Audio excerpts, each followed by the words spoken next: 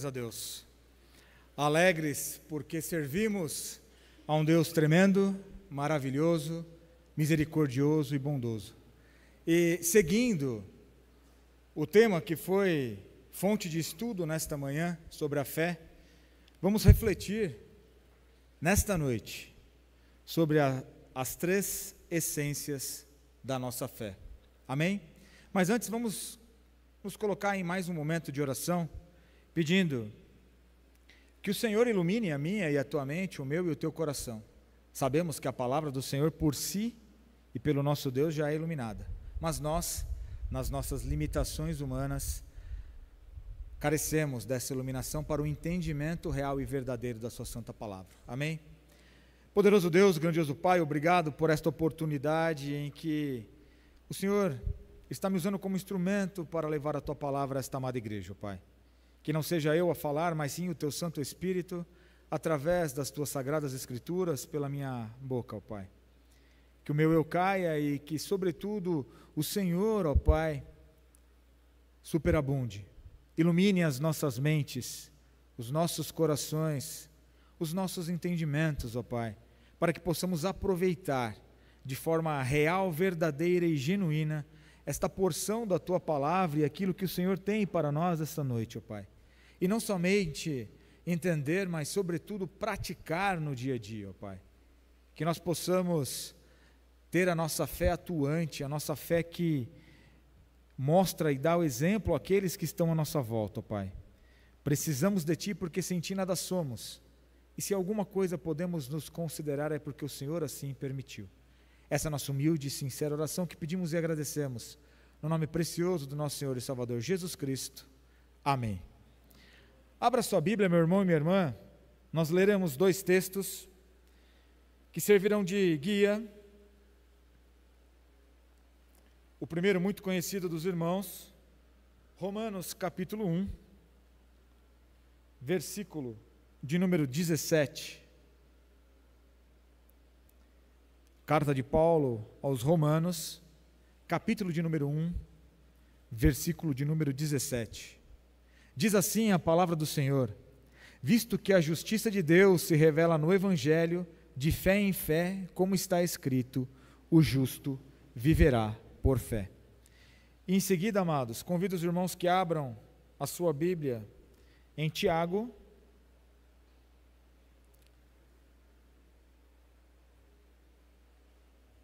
capítulo de número 2, versículos de 14 a 17. Carta de Tiago, capítulo de número 2, versículos 14 a 17. Os irmãos encontraram? Amém. Diz assim a palavra do Senhor: meus irmãos, qual é o proveito se alguém disser que tem fé, mas não tiver obras? Pode acaso semelhante fé salvá-lo? Se um irmão ou irmã estiverem carecidos de roupa e necessitados do alimento cotidiano, e qualquer dentre vós lhe disser, ide em paz, aquecei-vos e fartai-vos, sem contudo lhes dar o necessário para o corpo, qual é o proveito disso? Assim também a fé, se não tiver obras, por si só está morta. Palavras do Senhor. Amados, pela manhã, como já comentei, pudemos falar um pouco da fé em três níveis: a fé natural, ou a fé cotidiana, a fé operante e a fé salvífica.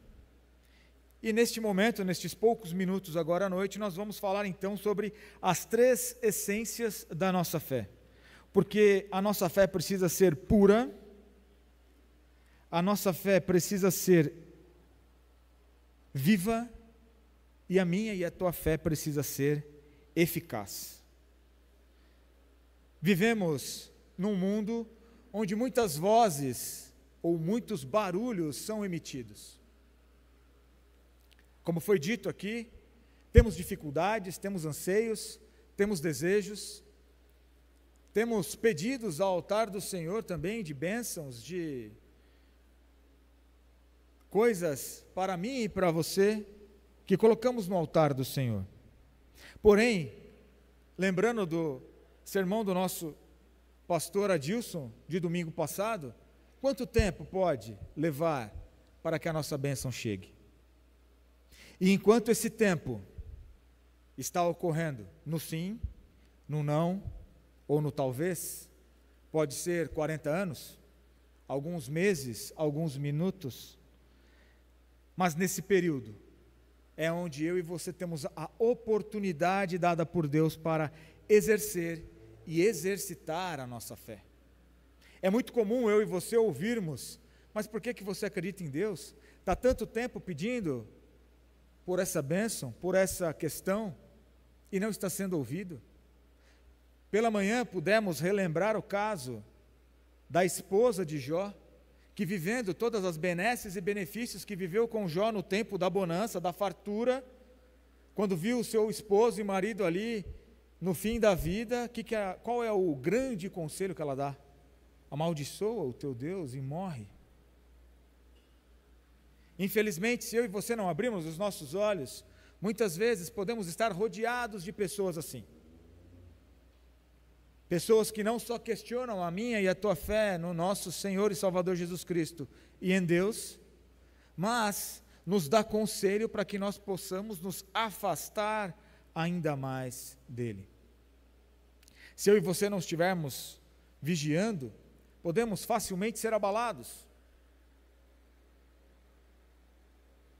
Como muitos que, quando está tudo bem, vêm para a igreja, quando as coisas não vão bem, já não estão mais na igreja. Quando tudo vai bem, fala de Deus. Quando as coisas vão mal, não pensam mais no Senhor. Porque muitos que estão lá fora querem as bênçãos de Deus, mas não querem o Deus das bênçãos. Mas quando nós falamos de fé pura, viva e eficaz, é igual a uma fé obediente ao nosso Deus. E a obediência, ela gera relacionamento puro, íntimo e sincero com Deus. Pudemos ler de uma forma um pouco extensa, mas Hebreus 11, de 1 a 22. Peço desculpa aos irmãos, mas foi propositado porque fazia parte da composição deste momento. Quantos não foram os heróis e heroínas da fé? E quando a gente fala de heróis e heroínas, a gente logo pensa em Marvel, DC, superpoderes e milagres e mutantes e etc. Mas a gente sabe que não é assim com Deus. Eles foram heroínas e heróis da fé porque tiveram fé no ponto de acreditar fielmente em Deus.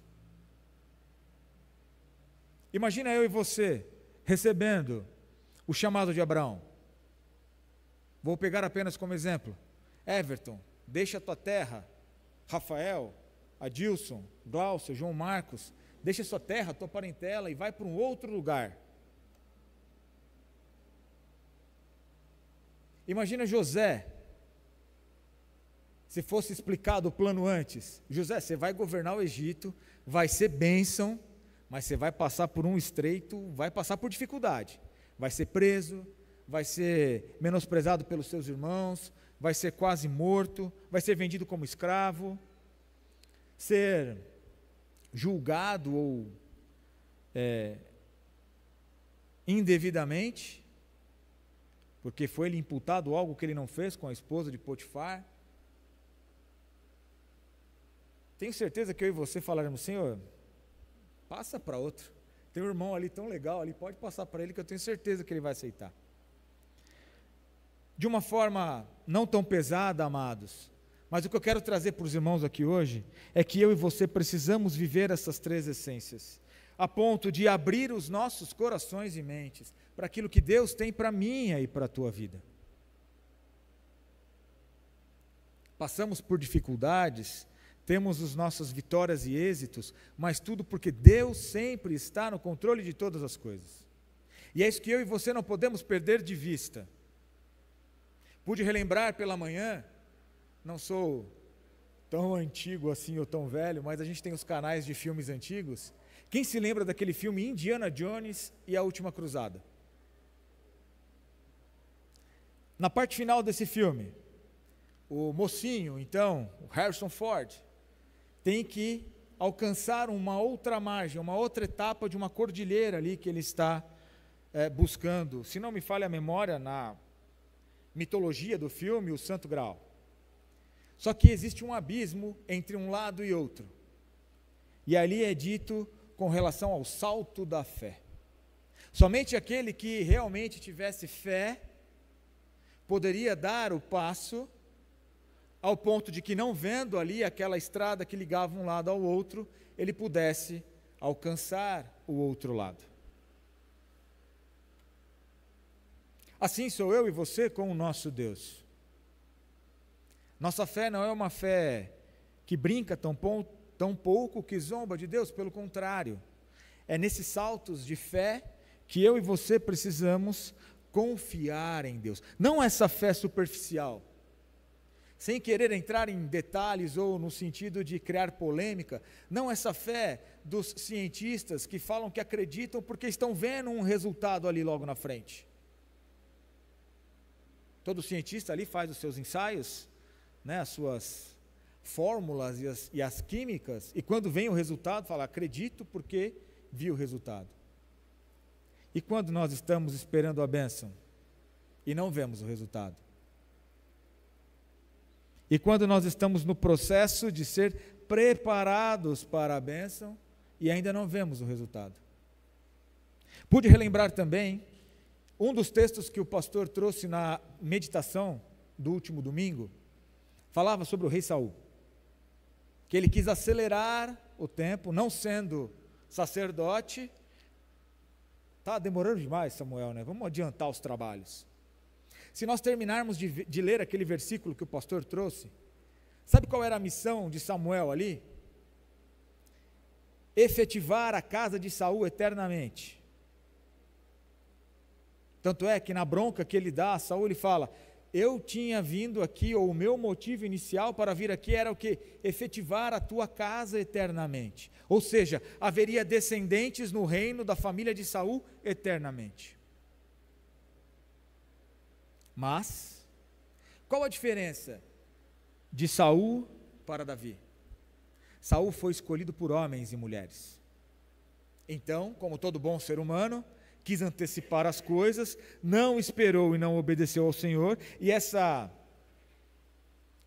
como é que eu posso dizer, se repete em várias outras vezes, Saul, nessa teimosia, e querendo fazer quando Deus, por intermédio de Samuel, fala que ele tem que aniquilar o povo, enfim, matar tudo o que estava ali, ele acaba pegando, bodes, enfim, vamos deixar aqui os espólios de guerra, mata o rei inimigo, colocou como prisioneiro, ou seja, não obedeceu. Ao passo que Davi era o homem segundo o coração de Deus. Ser igual ou ter o coração igual ao do Senhor mostra uma fé que não quer dizer que eu e você não tenhamos problemas no sentido de, não vamos errar mais, somos perfeitos, não. Mas é um coração pronto a se colocar e se derramar ao Senhor em arrependimento. E é isso que Saul não tinha. Então ele perdeu a bênção de ter o seu trono e a sua família, a sua linhagem perpetuada em Israel. Se ele não tivesse feito isso, se ele tivesse obedecido, talvez nós nem falaríamos de Davi. Talvez Davi nem existisse.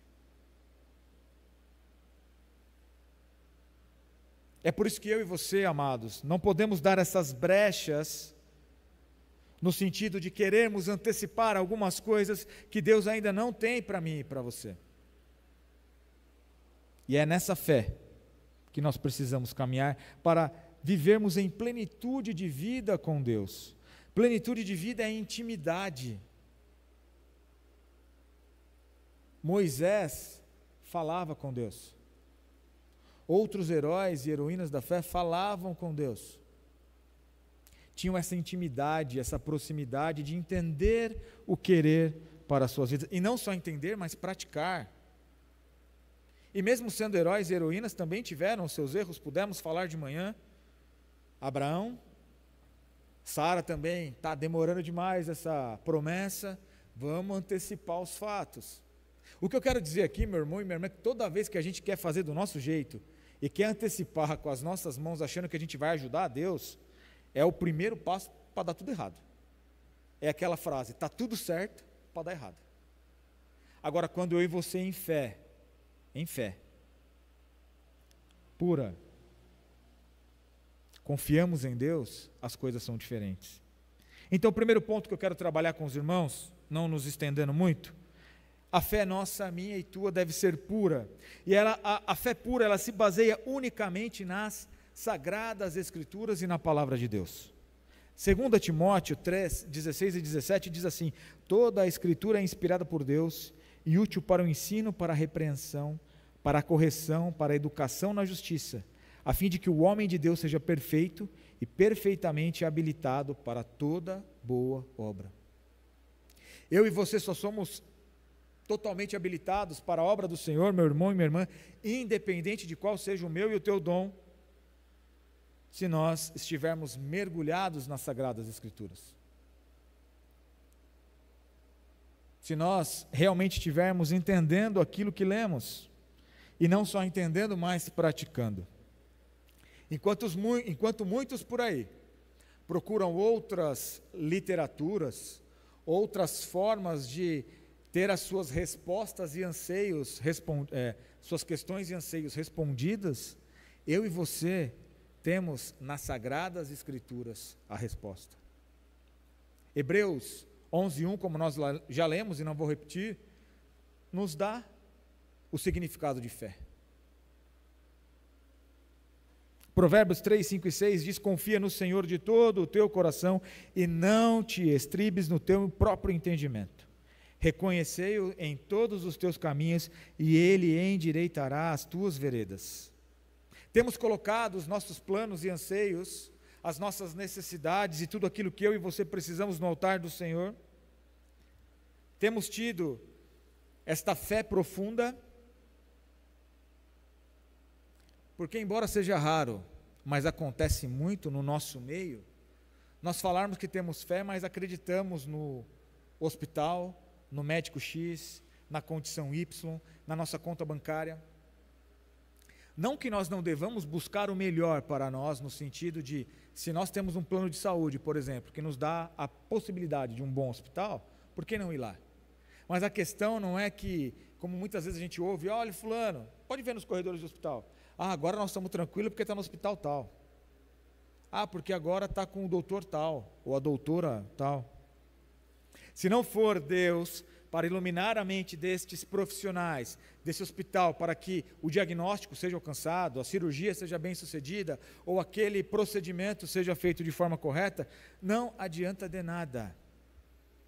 E tudo o que acontece comigo e com você, meu irmão e minha irmã, seja de coisa boa, ou coisa para melhorarmos, ou não tão boa assim, é porque Deus permite para a honra e glória dEle.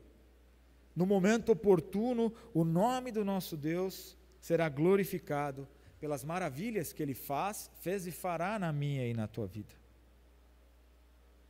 A nossa fé precisa ser pura, meus irmãos, porque o mundo ao qual vivemos está contaminado, marcado pelo pecado, pela imoralidade, pelas influências que recebemos, televisão, mídias sociais, amizades que não provêm do Senhor. Muitos de nós, às vezes, nos aconselhamos com pessoas que não temem ao Senhor. E aí, se nós vamos falar de problemas no casamento, por exemplo, para alguém que já é separado, qual que é o que ela vai responder? Separa, melhor coisa que tem. Apenas um exemplo, irmãos, mas para elucidar isso. Uma fé pura é uma fé que busca diligentemente a santidade em Deus. Então precisamos, como a primeira essência da nossa fé, que a nossa fé seja pura, baseada, arraigada, alicerçada na palavra de Deus e em Cristo Jesus. De forma que nós nos mantemos livres e não contaminando com o mundo, diligentemente em santidade. Não é porque todo mundo, ou a maioria das pessoas está fazendo algo, que eu e você devemos fazer.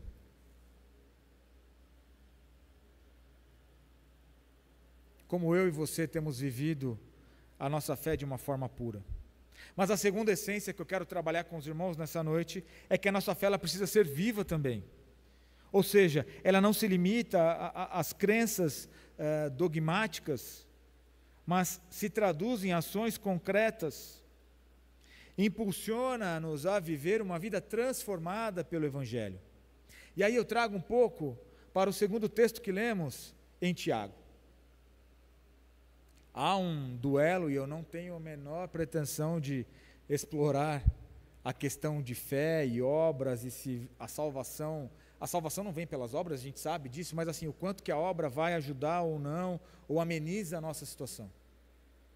Tenho o meu mestre aqui, não quero nem passar por isso.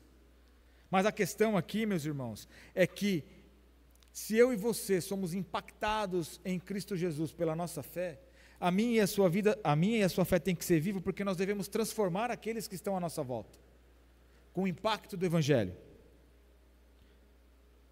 Tiago 2,17, só relembrando, assim também a fé, se não tiver obras, é morta em si mesma. Se eu e você somos sal da terra, se eu e você somos luz do mundo, adianta a luz estar embaixo da cama? De certo que não. Assim como não adianta nós sermos homens e mulheres extremamente fervorosos em nossa fé, mas nós não impactarmos aqueles que estão à nossa volta. Mateus 25, de 31 a 46, diz: quando o Filho do Homem vier em sua glória, e todos os santos anjos com ele, então se assentará no trono da sua glória, e todas as nações serão reunidas diante dele. E apartará uns dos outros, como o pastor aparta as ovelhas dos cabritos, e porá as ovelhas à sua direita, mas os cabritos à sua esquerda. Então dirá o rei aos que estiverem à sua direita: vinde benditos de meu Pai, entre na herança que vos está preparada desde a fundação do mundo. E a parte importante que eu destaquei aqui, por quê? Porque quando tive fome me deste de comer, quando tive sede me destes de beber, quando era estrangeiro hospedaste-me, estava nu e vestiste-me, enfermo e visitaste-me, preso e foste-me ver. Então perguntaram, quando o Senhor estava nessa situação? E aí ele responde no final: em verdade vos digo que quando fizestes a um destes meus pequeninos irmãos, a mim o fizeste. A minha fé e a tua fé tem que ser uma fé operante, impactante e viva, entendendo a necessidade, a dinâmica da onde nós estamos inseridos. A minha e a tua fé, no que tange a ser viva, tem que moldar as nossas ações, os nossos pensamentos. Porque quando nós estivermos diante da espera de uma bênção, como foi dito no domingo passado, a fé vai nos fortalecer e nos deixar animados para esperarmos tal momento. Aqui, uma fé viva, meu irmão e minha irmã, precisa buscar a orientação nas Escrituras e em oração. A palavra de Deus nos orienta que o meu povo carece porque não conhece as Escrituras e nem o poder de Deus. Talvez não estamos os mesmos 40 anos do que o povo no deserto, mas às vezes não temos algumas bênçãos também, porque nós teimamos em não respeitar algumas situações, em não orar a Deus, e não buscar ao Senhor.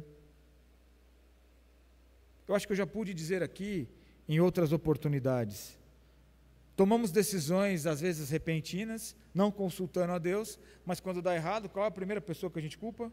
O Senhor. Deus, não é possível. E aí eu fico imaginando Deus, mas quando você tomou a decisão, você não me consultou. Por que agora? Mas há tudo um propósito. Mas a minha e a tua fé precisa ser viva também, além de pura, viva. Dinâmica. Superando e confiando em Deus nas adversidades. Como nos cânticos que nós acabamos de cantar com o grupo de louvor. E por fim, meu irmão e minha irmã, a terceira essência da nossa fé, ela precisa ser uma fé eficaz, ou seja, é aquela que produz resultados, que dá a força, esperança e perseverança. Eu gosto muito de relacionar ou correlacionar a fé, meu irmão e minha irmã, com o combustível. Quanto mais próximos e intimamente relacionando-nos com Deus, nós estamos ali, quando a gente enche o carro, né, ou a moto com um tanque ali, dá para encarar aquela viagem de 400 quilômetros. Eu arrumei um até que eu vou daqui a Bauru, mas 400 quilômetros com meio tanque. Estou felizão. Dá para ir e voltar com um tanque só. Mas a nossa fé ela precisa ser eficaz nesse sentido. Nos dá força, esperança e perseverança. Nós não podemos ser aquele crente, aquele irmão, aquela irmã, que quando as coisas vão mal, a gente começa a reclamar do Senhor, começa a murmurar e começa a resmungar.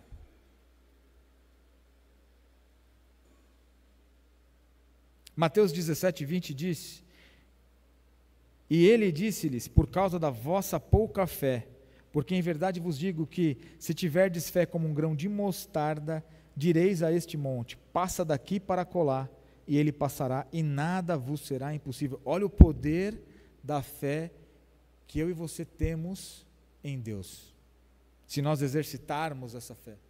Nós podemos ver nos evangelhos que os maiores exemplos de fé vieram de homens e mulheres que não estavam no grupo tido como os de Deus ainda.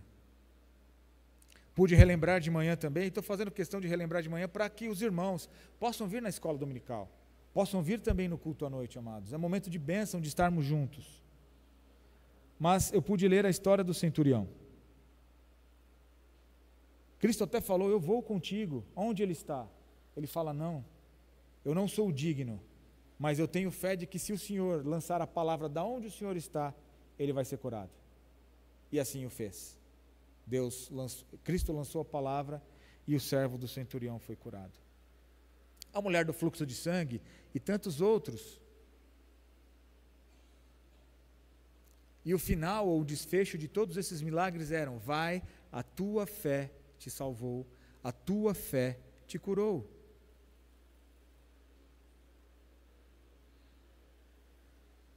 E no cotidiano, então, uma fé eficaz é aquela que implica, meu irmão e minha irmã, em sermos instrumentos de cura e esperança em meio às escuridões e desesperos daqueles que estão à nossa volta. Muitos carecem de ouvir do Senhor, de ouvir da sua palavra, de serem impulsionados por Deus. E é através de uma fé eficaz, meu irmão e minha irmã, que nós podemos alcançar êxito nesta parte.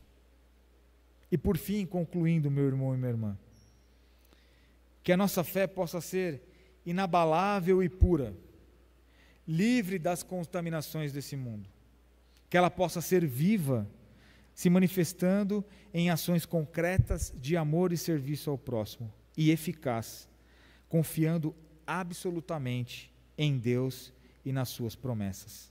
A fé, meu irmão e minha irmã, é um dom de Deus, mas precisa ser cultivada e fortalecida. A fé não nos isenta de dificuldades, mas nos dá força para superá-las. E por fim, é a chave de uma vida abundante e frutífera em Cristo Jesus. Amém?